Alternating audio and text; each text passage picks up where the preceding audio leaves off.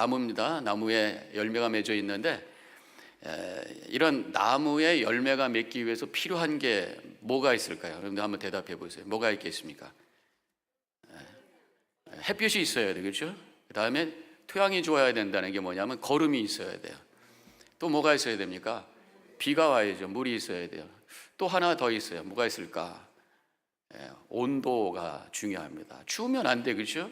너무 더워도 안 되고 적당한 온도가 필요합니다.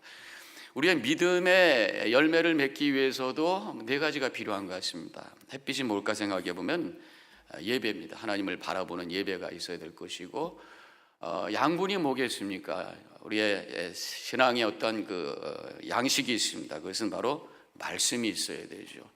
또 물이 있어야 됩니다. 저 그 물은 눈물이라고 믿습니다. 감동이 있어야 되고 깊은 기도를 통해서 와주는 눈물이 있어야 될 것이고, 그 다음에 온도가 적당해야 되는데 그것은 영적인 온도가 뭘까? 그것은 영적인 신앙의 공동체라고 생각해요. 따뜻한 사랑의 공동체가 있을 때 우리 믿음이 성장하게 될 줄로 믿습니다. 근데 우리 연합감리교의 그 장정에 우리의 신앙을 이루어가는 요소가 네 가지로 언급이 되어 있는데 좀 다른 얘기예요. 그것은 뭐가 있냐면 바로 성경, 가장 중요한 우리의 신앙의 원천이다, 그렇게 표현하고 있는데 Scripture, 성경이 가장 중요하다 이렇게 언급되어 있고요. 또 한 가지는 Tradition, 전통, 우리의 기독교의 역사 속에서 교회를 통해서 이루어왔던 믿음의 유산, 이것도 무시하면 안 된다. 이것도 우리의 신앙의 자료가 되어야 된다 이렇게 얘기하고 있고, 또 한 가지는 이성, reason. 그래서 우리의 믿음을 내 것으로 만드는 데 있어서 중요한 것 중에 하나가 이성이고, 또 한 가지는 experience, 체험이다. 이성을 통해서 내가 이해하고 깨닫게 되고, 경험을 통해서, 체험을 통해서 내 믿음이 살아있는 믿음으로 만들어질 수가 있다, 만들어지게 된다, 그런 말씀입니다. 그래서 우리 감리교를 시작하신 분이 요한 웨슬레 목사님이신데, 그분은 상당히 이성적인 분이셨어요. 똑똑하신 분이었어요. 동시에 가슴이 뜨거웠던 분이셨습니다. 옥스퍼드 대학을 다녔습니다. 한국의 서울대학교, 미국의 하버드와 같은 그러한 아주 인류 대학에서 공부를 잘 하셨던 분입니다. 이성적이신 분이. 그런데 그분이 나중에 1738년 런던에 있는 올더스게이트 스트리트, 올더스게이트라고 하는 그 길에 있는 어느 교회에 우연히 들어갔다가 그 예배를 통해서 가슴이 뜨거워지는 체험을 하게 됩니다. 그 이후에 그는 복음을 증거하기 위해서 여기저기 돌아다니기 시작하면서 감리교 운동, 메소디즘 무브먼트를 일으키게 되었고, 그것이 지금 우리들에게 전해져서 우리가 감리교 교회에서 신앙생활하고 있는 것이에요. 그래서 이 감리교인의 특징이다라고 얘기하면 머리는 냉철하고 가슴은 뜨거운 신앙생활하는 그런 모습을 우리가 연상을 하게 됩니다. 그래서 오늘은 이 네 가지에 대해서 잠깐 확인해 보면서, 물론 마지막에 이 경험에 대한 말씀을 하겠고요. 오늘과 계속해서 다음 주에 이어서 이 체험에 대한 구체적인 예를 가지고 여러분들과 함께 말씀을 지속해서 이 신앙의 ABC의 experience, 체험이라고 하는 말씀에 대해서 함께 나누기를 원합니다. 먼저 이 성경에 대한 말씀을 함께 잠깐 나누기 원합니다. 우리의 신앙은요, 철저히 하나님 말씀, 성경 중심이라고 하는 거예요. 여기서 우리가 흔들리면 안 돼요. 우리 기독교는 계시 종교라고 합니다. 계시라고 하는 겁니다. revelation. 하나님께서 당신을 드러내신 것이에요. 당신이 누구신가를 가르쳐 주시고 당신의 뜻을 우리에게 던져주시고 보여주시고, 계시 종교라고 하는 건 뭐냐면 우리의 이성을 뛰어넘는 하나님의 말씀을 그대로 받는 것이, 그러면서 믿음이 시작이 되는 거예요. 하나님의 말씀이 나에게 중심이 되고 내 믿음의 원천이 되지 않고서는 그것은 바른 신앙이 될 수가 없다라고 하는 것입니다. 분명히 우리는 고백해야 될 줄로 믿습니다. 성경은 하나님의 말씀이십니다. 고백하시기 바랍니다. 그 믿음이 없으면 그 다음에 신앙생활 시작되지 않는 거예요. 하나님의 말씀이라고, 성경이 하나님의 말씀이라고 우리가 믿는 근거가 뭐예요? 그냥 믿습니다. 믿으라고 하니까 믿습니다. 이렇게 할 수도 있습니다만은 저는 두 가지 이유 때문에 성경은 분명히 하나님의 말씀이고 성경의 저자는 하나님이십니다라고 고백을 하게 돼요. 첫 번째는 뭐냐면은 성경의 통일성입니다. 성경에 쓰여진 그 시간은 얼마인 줄 아십니까? 1600년 동안 쓴 거예요. 1600년 동안 한 사람이 도저히 쓸 수가 없잖아요.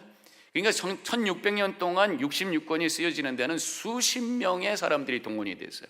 그런데 이렇게 긴 시간에 이렇게 많은 사람들이 한 번도 만나지 않았음에도 불구하고 그 성경에는 신비롭게도 통일성이 있다는 거예요. 흘러가는 맥이 있다는 것이, 그것이 바로 하나님의 구원의 역사라고 하는 것입니다. 하나님께서 창조해 주시고 에덴 동산을 만들어 주시고 아름답게 만들어 놓으셨는데 그것이 이제 시작이 되었고, 마지막 요한계시록 21장과 22장에서는 새로운 새 하늘과 새 땅에 대한 비전, 에덴 동산에서 시작이 됐어요. 그런데 그것이 망가졌어요, 인간의 죄 때문에. 그런데 하나님께서는 포기하지 아니하시고 다시 그것을 회복하기 위해서 아브라함을 부르셨어요. 아브라함의 후손인 예루살렘을 통해서 하나님께서 계시하십니다. 이 언약을 통해서, 율법을 통해서 이스라엘 백성이 이 세상에 빛이 되게 하셨어요. 그런데 그들은 그것을 감당을 하지 못했어요. 그러나 하나님께서는 이미 계획하신 뜻대로 예수 그리스도를 이 땅에 보내주시고 십자가를 통해서 구원의 길을 열어주셨어요. 그리고 믿는 자들을 모아놓으시고 성령을 보내주셔서 교회를 세워주셨어요. 교회를 통해서 하나님께서는 구원의 역사를 계속해서 지속하시고 다시 예수 그리스도께서 재림하심으로 말미암아 이 구원의 모든 역사를 완성시키시는 새하늘과 새 땅을 우리들에게 허락해 주셨다고 하는 것이, 이것이 성경에서 흐르고 있는 전체의 띠이라고 하는, 그 중심에는 예수 그리스도가 계세요. 구약에서 예수 그리스도를 예언했습니다. 신약에서 예수 그리스도가 오셔서 그 뜻을 이루었다고 선포하고 있어요. 예수님께서 다시 오신다고 예언하고 있어요. 이제 우리는 그것을 바라보면서 살아가는 것이 우리의 믿음의 여정이라고 하는 것입니다. 이것이 바로 성경 전체에서 흘러가고 있는 그러한 팀이고 그러한 어떤 통일성이라고 하는 거예요. 이러한 구원의 역사의 흐름을 쫓아가는 성경 공부가 바로 파노라마 공부라는 거예요. 수요일 날 하고 있는 구약의 파노라마, 그 다음에 앞으로 이어질 신약의 파노라마. 이 통일성을 보면서 아까도 말씀드렸던 것처럼 시간과 1600년이라고 하는 시간, 수십 명의 사람들을 초월해서 어떤 한 사람의 한 저자가 있다고 하는 것을 우리가 인정하지 않을 수가 없다고 하는 것입니다. 바로 그 성경의 저자가 우리 하나님이신 줄로 믿습니다. 그래서 성경은 하나님의 말씀인 거예요. 또 우리가 하나님의 말씀이, 성경이 하나님의 말씀이라고 하는 것을 인정하는 것이 바로 성경에는 영감이 들어가 있다. 성경의 영감성입니다. 디모데후서 3장 16절과 17절에 이런 말씀이 나와요. 모든 성경은 하나님의 감동으로 된 것으로 교훈과 책망과 바르게 함과 의로 교육하기에 유익하니 이는 하나님의 사람을 온전케 하여 모든 선한 일을 행할 능력을 갖추게 하려 함이니라. 하나님의 감동으로 쓰여진 것이다 그런 얘기예요. 그 하나님의 감동을 다른 말로 뭐라 그래요? 영감이라고 그래요. 제가 넌센스 퀴즈 하나 하고 잠깐 하고 또 다시 시작할게요. 퀴즈입니다. 감동이 없는 설교하는 목사님과 할아버지가 안 계신 할머니의 공통점이 있어요. 그게 뭡니까? 다시 한번, 감동이 없는 설교하는 목사님과 할아버지가 안 계신 할머니, 혼자 사시는 할머니의 공통점이 뭐예요? 영감이 없다. 성경은 영감이 있는 책이에요. 다른 영감 생각하면 안 됩니다. Inspired, 영감이 있는 책이란 말이에요. 하나님의 감동으로 쓰여 있는 책이에요. 그렇기 때문에 하나님의 말씀을 깊이 읽고 묵상할 때에 감동이 있게 되는 줄로 믿습니다. 여러분들 그런 경험하셨어요? 성경 읽으면서 감동이 되고 그게 너무 감격이 되어서 눈물이 날 정도로 그것이 나에게 깨달음이 오고 눈이 띄어지는 체험이 있습니까? 있으셔야 될 줄로 믿습니다. 없으시다면 성경 잘못 읽으신 거예요. 하나님의 감동이 있기 때문에 그 감동을 여러분들이 체험할 수가 있어야 돼요. 깊이 그 말씀을 가지고 묵상할 때 내 생각을 바꾸고 내 마음을 바꿀 수 있는 감동과 능력이 있게 되는 줄로 믿습니다. 제가 한번 그런 경험이 있어요. 다른 교회에서 부목사로 사역을 할 때에 그 담임 목사님께서 은퇴하시는 바람에 여러 가지 또 이슈가 생겨가지고 교회가 옥신각신할 때가 있었어요. 근데 저를 굉장히 힘들게 하는 어떤 분이 계셨어요. 그분 보면 굉장히 힘들어서 보고 싶지가 않아요. 목사도 그럴 때가 있습니다. 이해하지. 그런데 그 댁에서 모임을 간다고 그래요. 저녁 식사도 하고 모임을 갖는다고 그러는데 솔직히 가고 싶지가 않아요. 제가 부목사니까 슬쩍 여러 가지 이유 대해서 안 가도 되는 모임이었습니다. 갈까 말까 하는 중에 성경을 같이 묵상을 하게 됐습니다. 마가복음 5장인데 거기에서 어떤 얘기가 나오냐면 예수님께서 회당장 야이로의 딸을 살리는 말씀이 나와요. 예수님께서 그 집에 가보니까 사람들이 울고 불고 난리가 났습니다. 근데 예수님께서 39절에 말씀하시기를 너희가 어찌하여 떠들며 우느냐 얘 아이가 죽은 것이 아니라 잔다 그러시더라고요. 다른 사람들은 다 죽은 줄 알고 포기하고 눈물을 흘리고 있는데 예수님은 그 속에서 생명을 보시고 죽은 게 아니라 살고 살았다, 자는 것이다 그러면서 다시 살리는 역사를 일으키시는 기적의 얘기를 보면서 저는 그 말씀에서 갑자기 가슴이 뭉클거리는 거예요. 하나님께서 나에게 말씀하시는 것이 내 눈으로 사람 판단하지 마라. 내 눈에는 죽은 사람같이 보여도 나는 그 속에서 생명을 본다. 너는 가기 싫다고 하지만 나는 간다 말씀하시면서 제 마음을 쳐주셨어요. 제 마음에 감동이 됐습니다. 제 생각이 바뀌었어요. 그래서 저는 기쁨으로 그 집에 갔습니다. 그래서 좋은 모임을 가졌고 얼마나 맛있는 음식이 나왔는지 안 가면 큰일 날 뻔했었어요. 그러면서 생각이 바뀌고 마음이 바뀌는 체험을 말씀을 통해서 했던 적이 있습니다. 하나님의 성경은 하나님의 말씀인 줄로 믿습니다. 그것을 고백하며 말씀을 깊이 묵상할 때에 감동이 되고 변화의 역사가 일어나게 되는 줄로 믿습니다. 두 번째로 우리의 신앙의 하나의 자료는 전통이라고 그렇게 고백하고 있어요. 전통이라고 하는 것은 교회를 통해서 그동안에 소화해왔던 여러 가지 믿음과 표현했던 믿음의 유산들을 얘기하는 거예요. 그런 것들을 무시하면 안 된다 그런 말씀. 결국 신앙의 전통을 우리가 인정하려면 교회의 중요성을 우리는 생각하지 않을 수가 없습니다. 요즘 크리스천들이 교회를 너무 가볍게 생각해요. 그래서 안나가 교회인, 가나안 교인들이 많다고 하는 세상이 되고 있는데 그러면서 혼자 믿겠다고 해요. 사실 혼자 믿음 생활 할 수 있을까 그런 생각이 들어요. 안 되니까 하나님께서 우리를 불러 모아 주셔서 교회를 세워주시고 교회를 통해서 우리의 믿음을 이어갈 수 있도록 하시는 줄로 믿습니다. 하나님은 우리를 사랑하시기 때문에 저희에 대해 교회를 주셨다고 믿습니다. 사탄 마귀는 우는 사자와 같이 으르렁거리고 다닌다 그랬어요. 저는 그러면서 생각이 드는 게 뭐냐면 이 맹수들이 먹이를 찾을 때 어떻게 합니까? 사슴떼가 있고 소떼가 있어요. 제일 먼저 하는 게 뭐예요? 흩트는 거예요. 그래서 막 중간에 공격해가지고 막 흩어서 뛰어가면은 나중에 혼자 낙오되는 그 짐승을 쫓아가서 잡아먹는 거란 말이에요. 혼자 되면 으르렁거리는 맹수와 같은 그런 사탄 마귀의 밥이 될 수 있다고 하는 거예요. 그래서 사탄 마귀가 하는 일은 뭐냐? 교회를 흩어요. 그래서 교회를 흔들어요. 그러면서 교회를 떠나게 만드는, 혼자 되게 만드는, 그러면서 영적으로 죽어가게 만드는 그런 계략을 하고 있는 것이 바로 사탄 마귀의 행동이라고 하는 것입니다. 그렇기 때문에 어떻든 우리는 교회를 흔들면 안 돼요. 어떤 명분도 교회를 흩트게 할 수 없다라고 하는 것입니다. 아무리 좋은 주장, 아무리 어려운 주장도 결국 교회를 자르고 교회를 성도들을 떠나게 한다면 그것은 악한 것이다 라고밖에 이야기할 수 없다고 하는 것입니다.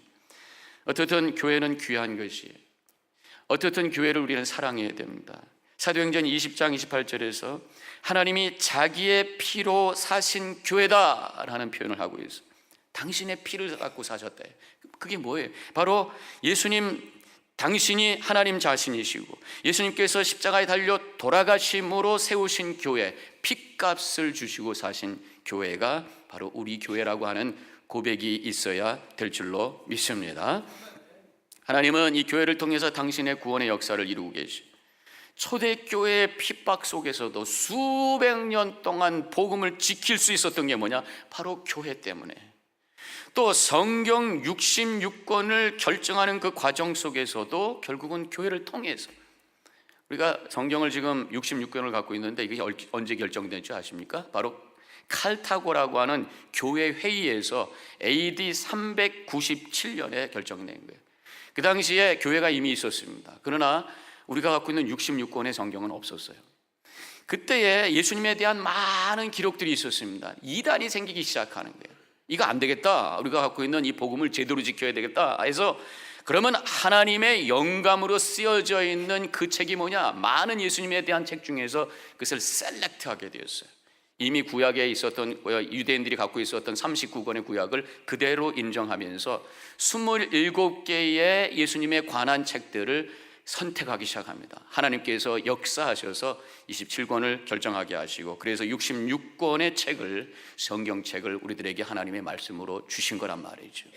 하나님은 교회를 통해서 하나님의 구원의 역사를 이루신 줄로 믿습니다.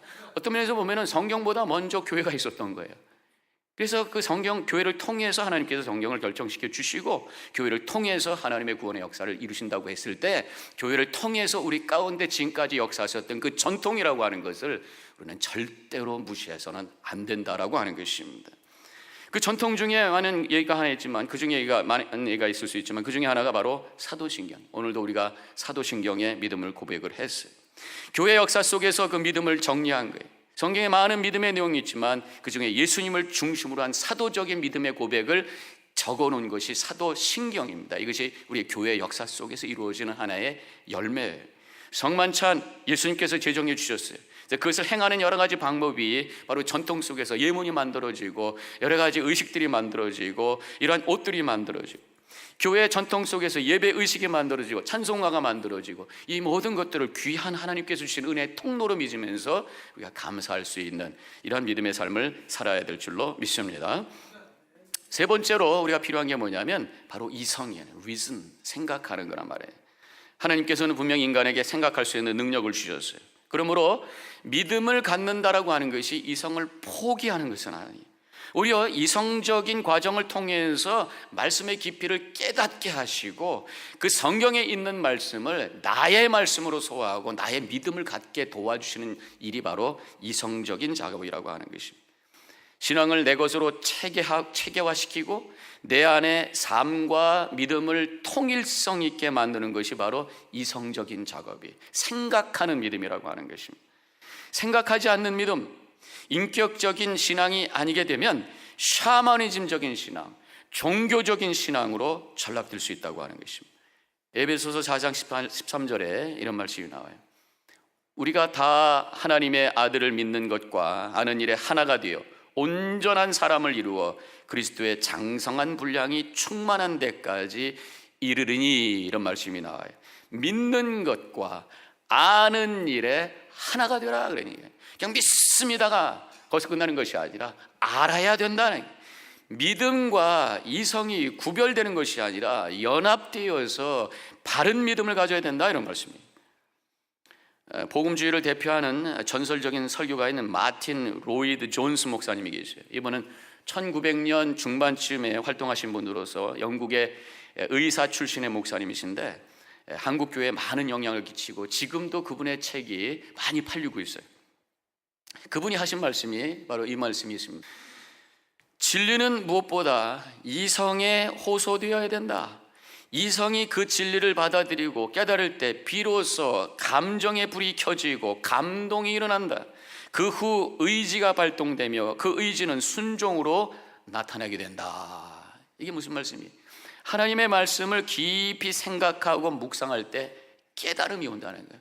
여러분, 아까도 제가 말씀드렸지만 말씀을 통해서 우리가 감동을 해야 되는데, 우리 미국 사람들 얘기하는 소위 와우 모멘트, 성경을 읽을 때 와우 이거구나 그러면서 깨달음이 올 때 찡 하는 거 있잖아요. 그것은 깊이 생각하셔야 돼요.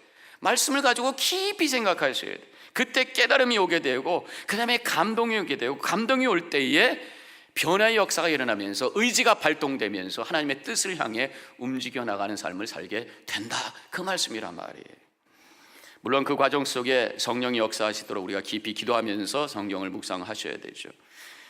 말씀을 깊이 묵상하지 않고 생각하지 않고 그냥 기도원에 가서 박수 치다가 성령 받았다고 그러고 방언받게 되면요, 잘못하면은 신비주의의 신앙의 위험성에 빠질 수가 있는 거예요. 말씀의 내용이 없이 어떤 체험만 있게 되면 나중에 그것만을 쫓아다니게 돼요. 그런 체험과 감정이라고 하는 것은 시간이 지나가면 좀 사라지게 되어 있습니다. 남는 게 없어요. 이렇게 되면은. 그러다 보면은 더 강한 느낌, 더 강한 체험을 추구하면서 여기 쫓아다니다가 잘못된 이단에 빠지는 사람들이 생기는 것을 보게 됩니다. 신앙의 이성적인 작업이 우리가 무시되어서는 안 된다고 하는 것입니다. 믿음을 내 것으로 만들고 건강하게 만들고 또 이단의 유혹에 빠지지 않는 능력을 키우는 것이 바로 말씀을 깊이 공부하고 말씀을 깊이 묵상하는 거예요. 그래서 성경 공부가 필요하다고 하는 것입니다. 인간은 생각하는 갈 때 이성적인 존재, 호사야서를 통해서 하나님께서 이렇게 말씀하십니다. 호사야 6장 3절에서 그러므로 우리가 여호와를 알자, 힘써 여호와를 알자. 알고 깨달으라고 할 때에 하나님 말씀을 생각하고 묵상해야 돼. 그때 하나님의 임재가 체험되고 깊은 영적인 교제 속에 들어가게 된다고 하는 것입니다. 하나님이 누구신지도 모르고 말씀에 깨달음도 없이 기도하면 그 기도는 욕심을 향해서만 쫓아다녀요. 종교적인 기도가 된단 말이에요. 종교적인 기도라는 게 뭡니까? 그냥 물 한 사발 떠놓고 비나이다 당신이 자식이 원하는 것만 달라고 하는 기도가 되는, 하나님이 누구신지도 모르고 그분의 뜻도 모르고 내가 원하는 것만 간구하게 되는 그 기도가 돼서 결국 욕심의 기도가 될 수 있다고 하는 것이. 저희 집에 강아지 한 마리가 있습니다. 10년 된 강아지인데 4파운드짜리 조그만 소피라고 하는 여자 강아지. 근데 우리 강아지는 식사기도 합니다. 식사기도예요. 어떻게 하냐면 우리 오셔서 보신 분도 있습니다만은 음식을 딱 주고 노 하면은 딱 앉아서 그걸 쳐다보고 있어요. 그럼 제가 기도합니다. 하나님, 우리 소피에게 맛있는 거 주셔서 감사합니다. 그러다가 아멘 하면 낼름 먹어요. 아멘 할 때까지 기다리는 거예요. 근데 제가 식사 기도할 때 정말 우리 강아지가 우리 하나님께 주시는 음식이니 너무 감사합니다 그렇게 했어요. 일단 얘는 눈을 안 감아요. 눈 뜨고 기도해. 그러고 나서 걔가 생각하는 건 그저 오로지 언제 아멘이 나올 건가, 요거를 먹어야 될 텐데 왜 이렇게 우리 주인님은 길까, 요거만 생각하는 건 말이에요. 하나님이 누군지 모르고 하나님의 뜻을 알지 못하고 기도하는 기도는 이것과 똑같은 거예요. 하나님을 생각하지 아니하고 내가 원하는 거 그거 하나만 가지고 이게 나의 것이 돼야 되고 이것이 이루어져야 되는데 그러면서 기도한다면 그건 욕심의 기도란 말이죠. 우리는 하나님을 알아야 될 줄로 믿습니다. 이성적인 작업을 통해서 하나님이 누구신지를 우리가 깨닫고 하나님의 말씀을 내 것으로 만들어서 기도할 때 그 기도가 하나님께서 원하시는 기도, 상달되는 기도가 될 줄로 믿습니다. 네 번째로는 체험, experience. 우리가 성경을 많이 알고 믿음의 전통을 존중하고 생각을 깊이 했다고 하더라도 내 영혼 속에 무언가 느낌이 있지 않고서는 나의 믿음이 들 수가 없어요. 살아있는 믿음이 들 수가 없어요. 우리가 믿음 생활한다고 해도 관념적인 믿음, 교리적인 믿음, 또 그저 습관적인 믿음으로 남아있게 됩니다. 그래서 우리에게는 experience, 체험이 필요한 거예요. 필요한 정도가 아니라 정말 믿음이 있다면 당연히 체험이 와야 마땅하다고 저는 그렇게 믿습니다. 왜? 우리의 믿음의 내용은 생명이에요. 우리가 믿는 것은 구원이에요. 구원이라고 하는 것은 생명이에요. 하나님의 생명이 내 안에 들어오시는 것이고 내가 믿을 때에 선물로 하나님의 영을 내 안에 주신다고 하면 분명히 살아있는 것은 느끼게 되어 있기 때문에 우리의 신앙은 체험이 돼야 될 줄로 믿습니다. 오늘 본문에 마가다락방에서 기도하는 120명의 체험의 내용이 기록이 되어 있어요. 사도행전 2장 2절에 보면 급하고 강한 바람의 소리가 있었다고 그러고 3절에 보면 혀에 불이 혀같이 갈라지는 것이 그들에게 보였다고 그러고 사도행전 2장 4절에 보면 성령이 말하게 하심을 따라 다른 언어들로 말하기를 시작했다고 그래요.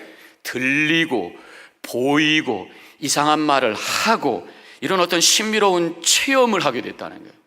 근데 이런 체험이 그냥 어떻게 해서 됐을까? 공부하다가요? 또 친구하고 식사하다가요? 바로 기도하다가 일어난 것이. 근데 이 기도의 특징은 이 120명이 모여가지고 적당히 기도한 것이 아니라 열심히 기도했어요. 사도행전 1장 14절에 보니까 마음을 같이하여 오로지 기도에 힘쓰니라 했어요. 오로지 기도에 힘썼다고 하는 것은 뭐냐면 constantly in prayer, 지속적으로 기도했다는 것이, 적당히 기도한 것이 아니라 끊임없이 계속해서 열심히 기도할 때에 120명이 함께 뜨겁게 기도했다는 거예요. 120명이 함께 기도했는데 그 기도가 어떤 모습일까 상상을 한번 해봤습니다. 묵상 기도는 아니었던 것 같아요. 120명이 조용히 앉아서 했을 것 같지 않아요. 그리고 성경을 보면은요, 유대인들의 기도의 모습은 소리내는 기도였어요. 구약에 보면은 부르짖으라는 말씀이 얼마나 많이 나오는지 모릅니다. 위기가 있을 때마다 미스바에 모여가지고 금식하면서 부르짖는 기도가 성경에 여기저기 나오고 있어요.